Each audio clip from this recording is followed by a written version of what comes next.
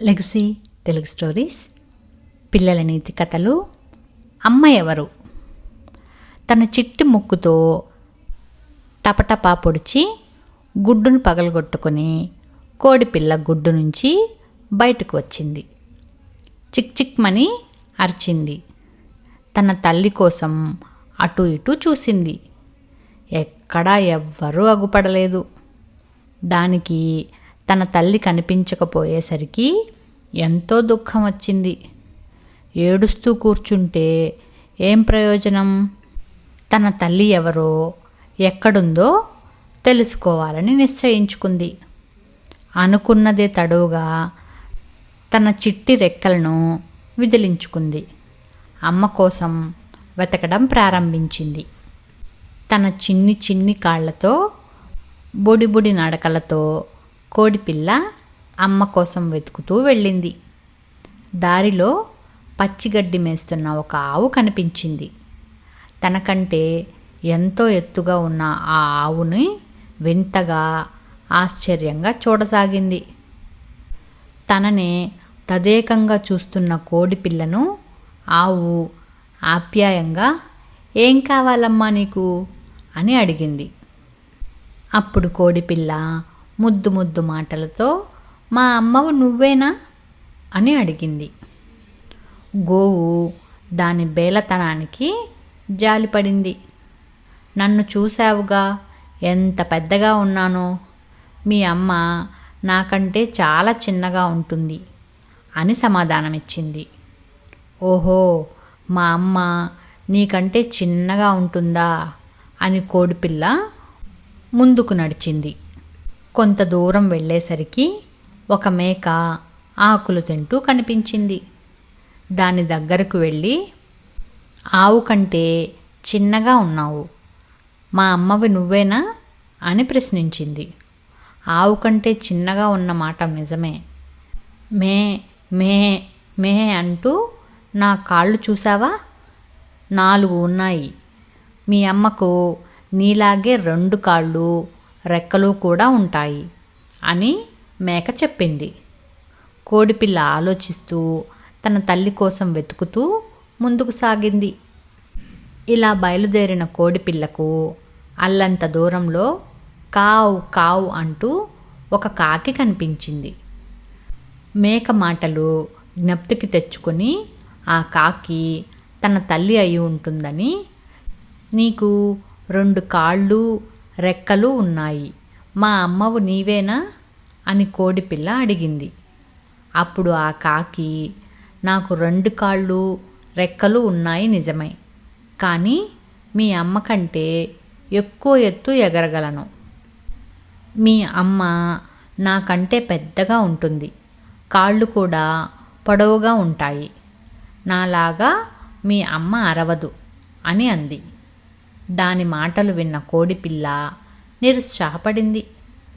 నిరాశగా, దిగులుగా ఉన్న కోడిపిల్లను చూసి కాకికి కూడా జాలేసింది. కోడిపిల్లతో కాకి "నీవు నిరుత్సాహపడకూడదు. ముందుకు వెళ్ళి ప్రయత్నించు. మీ అమ్మ నీకు తప్పకుండా కలుస్తుంది" అని చెప్పి ఎగిరిపోయింది. కాకి మాటలతో తిరిగి ఉత్సాహం తెచ్చుకొని చిట్టి చిట్టి అడుగులు వేస్తూ చెరువు గట్టుపై నడుస్తూ వెళ్ళింది. అక్కడ క్వాక్ క్వాక్ అంటూ బాతు కనిపించింది. కాకి చెప్పిన పోలికలు బాతులో కనిపించేసరికి కోడిపిల్లలో ఉత్సాహం ఉరకలు వేసింది. "అమ్మా" అంటూ బాతు దగ్గరకు పరిగెత్తింది. బాతు విచిత్రంగా కోడిపిల్లను చూసింది. "ఏమిటమ్మా అలా చూస్తావు? నేను నీ బిడ్డను" గోముగా కోడిపిల్ల పలికింది. "అయ్యో తల్లి, నేను మీ అమ్మను కానమ్మా" అని బాతు అంది. ఆ మాటకు కంగుతిన్న కోడిపిల్లకు దుఃఖం పొంగుకొచ్చింది. వెక్కి వెక్కి ఏడ్చింది. తన తల్లిని కనుక్కోలేమోనని భీతి చెందింది. కోడిపిల్ల ఏడుపు చూసిన బాతు గుండె కరిగింది. లాలనగా "ఎందుకమ్మా అంతగా ఏడుస్తున్నావు చెప్పు" అని కోడిపిల్లను బుజ్జగించింది. ఊరడిల్లిన కోడిపిల్ల వెక్కుతూ వెక్కుతూ జరిగిందంతా చెప్పింది. ఆ మాటలు విన్న బాతు, మీ అమ్మ నాలా క్వాక్ క్వాక్ అనదు, కొక్కో కొక్కో అంటుంది అని చెప్పింది. చెట్టుపై నుండి సంభాషణ అంతా వింటున్న పావురం వీరి దగ్గరికి వచ్చి వాలింది. పావురానికి కోడిపిల్లకు సహాయం చేయాలనిపించింది. ఈ చెరువు గట్టు చివరకు వెళ్ళు, అక్కడ నీకు మీ అమ్మ కనిపించవచ్చు అని చెప్పి పావురం ఎగిరి వెళ్ళింది. పావురం చూపిన దిశగా చిక్ చిక్ అంటూ కోడిపిల్ల వెళ్ళింది.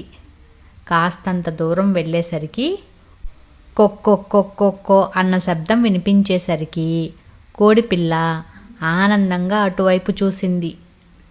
2 కాళ్ళు 2 రెక్కలతో కాకి కంటే పెద్దగా ఉండి కొక్కో అంటుంది కాబట్టి తప్పకుండా తన అమ్మే అయి ఉంటుందని నిశ్చయించుకుంది. అమ్మా అమ్మా చిక్ చిక్ చిక్ అంటూ పిలిచింది. ఆ పిలుపుకి వెనుదిరిగి చూసిన కోడిపిల్లను చూసి ఆగింది. తన పిల్లను గుర్తించింది. దగ్గరకు రమ్మని కొక్కో అంటూ పిలిచింది. తన తల్లిని కనుక్కున్నందుకు కోడిపిల్ల ఆనందానికి అవధుల్లేవు. సంతోషంగా తన చిట్టి రెక్కలతో ఎగురుతూ తన తల్లిని చేరుకుంది. కోడిపిల్లను అనురాగంతో కోడి తన రెక్కల్లో ఇముడ్చుకుంది. కోడిపిల్ల తల్లి ఒడిలో ఒదిగిపోయింది. అక్కడే ఉండక నా కోసమని వెతుకుతూ ఎందుకు బయలుదేరావమ్మా? మీ ఆహారం కోసమే నేను వచ్చాను, ఎలాగూ తిరిగి వచ్చేదాన్ని కదా అని కోడి తన పిల్లతో అంది. తన పిల్ల తననే వెతుకుతూ ఎలా చేరుకుందో తెలుసుకోవాలని కుతూహలంగా ప్రశ్నించింది. కోడిపిల్ల జరిగిందంతా తన తల్లికి ముద్దుగా అభినయిస్తూ చిన్న చిన్న మాటల్లో వివరించింది. మాటలు విన్న తల్లి కోడి తన పిల్ల తెలివికి పట్టుదలకు అబ్బురపడింది.